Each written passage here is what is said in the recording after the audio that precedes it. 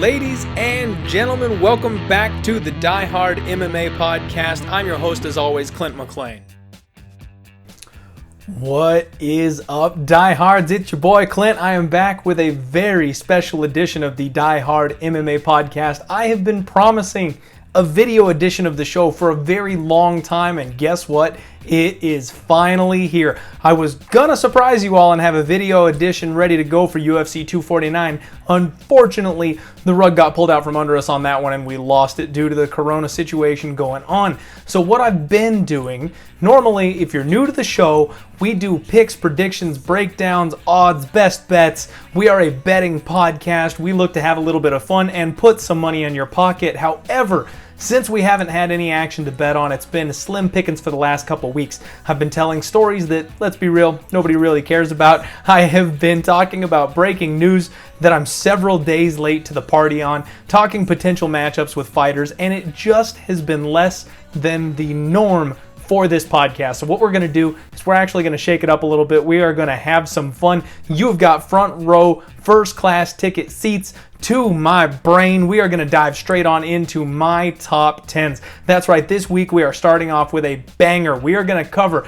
my top 10 knockouts in UFC history. So buckle up, Buttercup. We first have to give a big shout out and a huge thank you to the boys over at GOAT Capital Sports. They sponsored the show here today. They've got you covered, picks, predictions, bets on basically every sport that we don't cover here. They do MMA as well, but they do football, baseball, basketball, all the other sports that I simply suck at and can't give you winners on. So go check them out, GOAT Capital Sports on Twitter. I will put their tag in the link below. Feel free to check them out, and if you sign up for their services, tell them Clint sent you. This week, actually, I think on Wednesday, they're doing a very special edition of their own show. They're going to cover the NFL draft, and that means that they've got plenty of action for you degenerates to bet on. I know you need something to lay your cash down on. They have got you covered, so go check them out at GOAT Capital Sports. Tell them Clint sent ya. And with that, we are going to get into the top 10 list. Francis Ngannou versus Alistair Overeem. To try to get a matchup with Ngannou. Oh, goes the win! Francis Ngannou! We're going to start out with a knockout that made me jump straight out of my chair. I remember exactly where I was. I was in Vegas at a bar with my wife, and I had a big fat bet on Francis Ngannou. And I went home a very happy, very intoxicated man. Francis Ngannou is the most terrifying power puncher that the UFC has ever seen, and that's coming from an Anthony Rumble Johnson fan.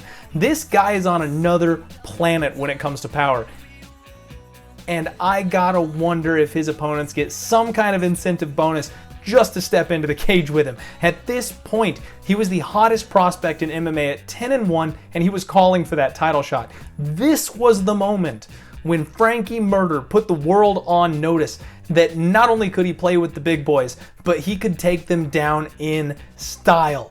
Francis Ngannou was given the biggest test of his career in the most decorated striker in MMA heavyweight history, and it was a huge jump in his competition level. Not only did Francis win that fight, but he did so in devastating fashion and could not be denied a crack at the title after this performance. Valentina Shevchenko versus Jessica Eye. You want to see a dead body? Oh, head kick. Valentina Shevchenko with a huge highlight tonight. We live in a world where women's MMA is must-see TV. Long gone are the days of Dana White claiming that women will never fight in the UFC, and we as fans know that some of these very special women are just as capable of violence as the men are. Valentina Shevchenko is the second best women's fighter on the planet, and after two closely contested losses with the GOAT Amanda Nunes at bantamweight, she made the drop to 125 and quickly became the flyweight queen. In 4 of her 5 last fights, Valentina has been more than a 10-1 favorite. And the only time that she wasn't more than a 10-1 favorite was when she was just a 3-1 favorite against Joanna Jędrzejczyk. Valentina had received the label of being a decision machine, as she won most of her fights by outclassing her opposition, but seems to have turned a corner in her career. She doesn't just want to win, she wants to leave no question that she is the undisputed queen of the cage. Jessica Eye made some of us believers that she could stand up to Shevchenko in the lead up to that fight, and even in the first round, she seemed to be not too fazed by Valentina's offense. The head kick that Valentina landed at the start of the second round was so brutal that even Joe Rogan didn't scream in excitement. He was concerned for the health of Jessica Eye as she fell like a sack of old potatoes. This is a fight where you can't help but turn to your buddy on the couch and go, "Oh shit." Legends say that Jessica Eye is still lying on the cage floor to this day. Anthony Pettis versus Stephen Wonderboy Thompson. Wonderboy looking clean, but a big right hand and Wonderboy's out. Anthony Showtime Pettis.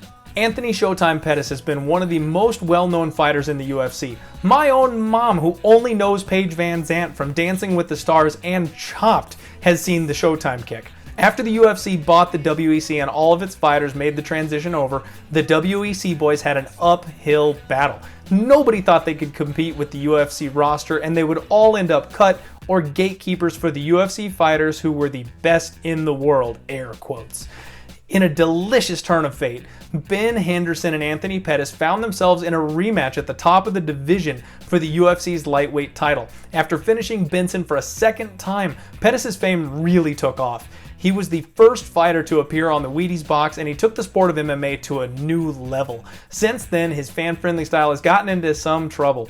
His career has been up and down, but he always seems to remind us that he can finish a fight from anywhere at any time if given the right window. Pettis moved up to 170 pounds to test his luck in a new division and was facing the karate master Stephen Wonderboy Thompson in a fight that most people counted him out on.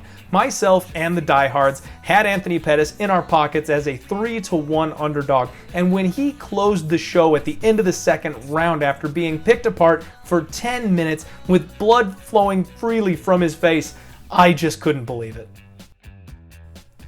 Holly Holm versus Ronda Rousey. Beautiful. Beautiful. She's hurt. Ronda's in trouble. She's hurt. Holly looking to finish. She's out. Holly Holm is the new UFC bantamweight champion of the world. Ronda Rousey was at the absolute pinnacle of her popularity in 2015. Rowdy had changed the mind of Dana White because she was so exciting and dominant that he allowed women to compete in the UFC, and we are damn glad that he did. Ronda was an Olympic judo player with a 6 submission game that nobody could figure out. She was 6-0 in the UFC, all by finish, with 5 of 6 of those coming in the very first round. Holly was a good Christian girl who came from a kickboxing background to compete in MMA, and nobody gave her much of a shot in this fight. But Ronda made the deadly mistake of falling in love with her striking. After submitting most of her opponents, she was attempting to round out her game and treated the world to a TKO win over Bethe Correia in her previous fight, and was talking about being able to outbox Floyd Mayweather. She and the rest of us clearly overrated her stand-up game and simply didn't give Holly Holm enough credit. Head kick knockouts are some of my personal favorites, and this one was just delicious. Ronda was clearly out of her element on the feet and was struggling to get Holly Holm to the mat where she would have the clear advantage. Ronda was a 14-1 favorite, and some lucky bastard named Dave bet $20,000 on Holly to win and walked away with a cool $2.5 million that night. Absolute legend. Conor McGregor versus Jose Aldo. Here we go! Green trunks for the southpaw, the notorious Conor McGregor. Black trunks for the champion, Jose Aldo Jr. Conor relaxed and smiling. Oh! Just slapped him! Like that!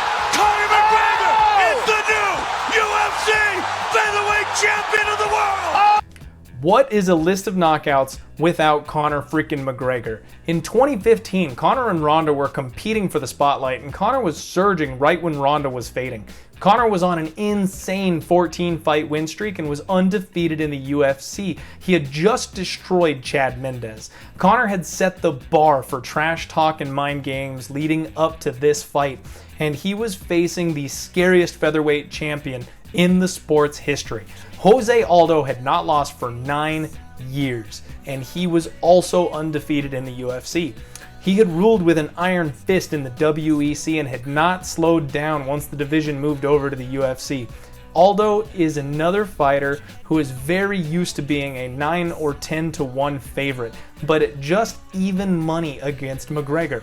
The hype was real, and a champion that had been unshakable somehow seemed vulnerable. Conor's antics, blatant disrespect, and verbal assault leading up to the fight was something that Aldo was not prepared for, and the usually cool-headed and calculated fighter stepped into the cage emotional that night. Conor set the UFC's record for fastest knockout, that night taking just 13 seconds to end one of the most dominant fighters the sport had ever seen. This moment shook the world. Conor stepped into the spotlight, and this was his true breakout moment, and the sport would never be the same again. Yair Rodriguez versus the Korean Zombie. Good movement there. Man, the Korean Zombie. If you're following channels, Let's end this. Stop shaking hands. Let's go. final seconds. Are they going to throw another big shot? Oh, nice body kick. One more flurry. Oh! Have you seen this fight? Pause the video. Go watch this fight. First, let me say that I really don't like Yair Rodriguez. I'm sorry, but it's true. He's a bit of a drama queen and kind of a dick. That said, I absolutely have to respect his ability to fight. The man is poetry in motion. What he does in the cage is beautiful violence, and I will always watch him fight even if I bitch the entire time. This fight was so perfect because Yair and Chan Sung Jung are yin and yang. The smooth techniques of Yair was met by the raw power and aggression of the Korean Zombie. That fight was a 5-round main event, and it was a striker's delight for 24 minutes and 59 seconds. That's right. Yair closed the show with literally 1 second left on the clock, and he was losing that fight. Had it gone to the judges, the Korean Zombie would have won a decision, but instead of grinding out the last 15 seconds of the fight, the Zombie decided he wanted to put on a show for the fans and continue to look for the finish. And it cost him. This knockout was so crazy that people thought the Zombie threw the fight. When he collapsed in a pile, nobody knew what happened. Even the UFC commentators thought that it was an accidental headbutt that caused the damage. Only when you go back and watch it from another angle or in slow motion do you see the beautiful elbow that Yair threw at a completely original and unexpected angle that smashed the Zombie's face in and cracked that legendary chin. The 2018 knockout of the year was just jaw-dropping, coming after 5 rounds of a technical brawl. Seriously, go watch the fight. Jessica Andrade versus Rose Namajunas. Now this is why this is the counter they have for the lift of Andrade. If you stay a hold of that, Andrade cannot lift. She can't do it. There, now she's working on the problem, which is the hand. Nope, can't lift there. She's still getting She's slammed right out. No, you can't. Slam KOs helped put the sport of MMA on the map. Think back to Rampage Jackson and Pride. That KO can't be on this list because this is only for UFC Knockouts, but I still had to give it a nod. Slams are a few and far between these days, so when they happen, it makes your pants get just a little bit tighter. Rose Namajunas was the dark horse at strawweight. She had all the skills she needed to be the champion, but struggled with the mental aspect of the fight game. She had seemed to turn a corner in her career in 2017 and not only beat but finished champion Joanna Jędrzejczyk in the first round. Joanna was undefeated at the time, making Rose taking the title that much more impressive. JJ was given an immediate rematch and Rose picked her apart over a full 5-minute round, solidifying her as the best 115 fighter on the planet. You'd think that this entry would be about Rose the way I'm talking about her, but actually all of that momentum and hype was stolen in an instant by Jessica Andrade. Andrade is an absolute tank. When she was given a title shot against Rose, many bettors, including myself, lost money in a big way. Rose was absolutely dominating that fight and appeared to have an answer for everything Jessica had to throw at her until Andrade found her opening. Jessica lifted Rose over her shoulder and slammed her so violently, I thought she was dead. This knockout was so bad that Rose contemplated retirement after losing her title. Those two were supposed to have a rematch just this past weekend, and I would have loved to have seen how that fight would have played out in the rematch. George Masvidal versus Ben Askren. And these guys just flapping gums at each other any chance they get. The fight clock is brought to you by Modelo.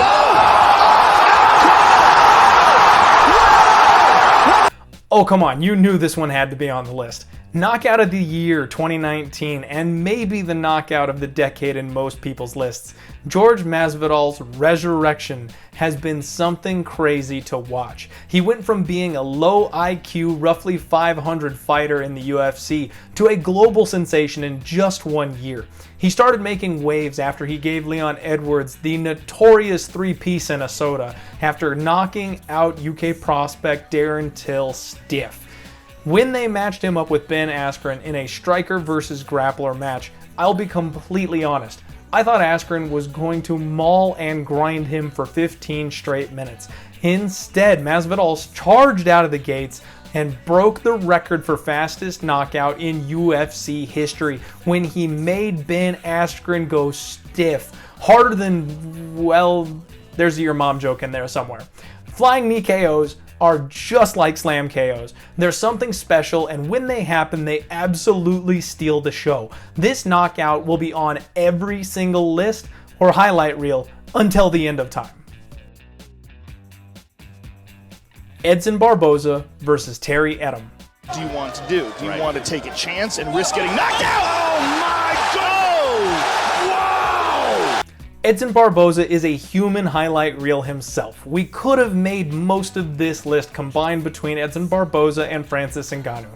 All those men do is knock people out, and they do it in style every single time. When you look up dunk in the dictionary, nobody wants to be the guy getting dunked on in the picture. Poor Terry Etim is that guy for spinning heel kicks in mixed martial arts. While the stakes of this fight weren't as high as some of the others on the list, the knockout itself cannot be denied. We watch MMA to see just what the perfectly trained human body is capable of when somebody spins all the way around and shatters the jaw of their foe, leaving them in a crumpled pile. We got exactly what we signed up for. The speed, the timing, the accuracy. This knockout is everything we crave as MMA fans. It deserves more credit than it gets. This is beautiful violence at its best, and this knockout had to be this high on my list.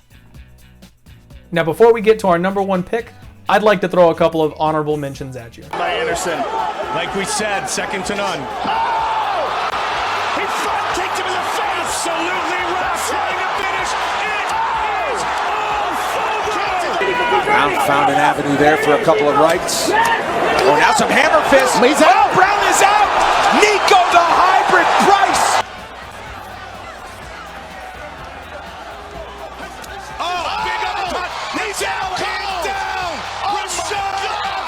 Advantage Muradov throughout. Oh! There is the walk-off KO! Wow, Koscheck is swinging. Oh! That's it. Now that's it. All over! Oh my goodness. Let me be honest. This list was very difficult to make. It was a lot harder than I expected. Narrowing knockouts down to just 10 was difficult, and picking one as my top pick was even harder. Dan Henderson and Michael Bisping. That's it! He's down! And it is all over! There are a few factors that led to this one being my number one. If you are a newer UFC fan, you may have missed this one, but Dan Henderson and Michael Bisping were coaches on The Ultimate Fighter, and Bisping tormented the quiet Dan Henderson for the entire season. Bisping ran his mouth constantly, and as many of you may well know, Bisping is a very gifted trash talker. Hendo bid his time and took it all, just waiting for the moment that he could get locked into the cage with the count to make him pay for everything that he had said. By the end of the season, most fans hated Bisping as much as Hendo did and just wanted to see him get shut up. The fight was supposed to be a changing of the guard. Hendo had been a long-time contender and was looking for one more crack at Anderson Silva, while Bisping was an Ultimate Fighter winner himself, who had just dropped from 205 to 185, and it looked like he might be the future of that division as well. Dan Henderson was well known for his H-bomb. He's got a very long highlight reel, dropping many with this punch, but this was his absolute masterpiece. You can feel the raw power that Hendo drops on Bisping. Dan turned back the clock on this one, and when you add the sweet justice of making Michael Bisping pay for every word that came out of his mouth over the course of a full season of The Ultimate Fighter, it is hard to deny that this might be the most satisfying knockout in MMA history, and because of that, it's gotta be my number one. That's my top 10 list, and if you disagree, well, you're wrong.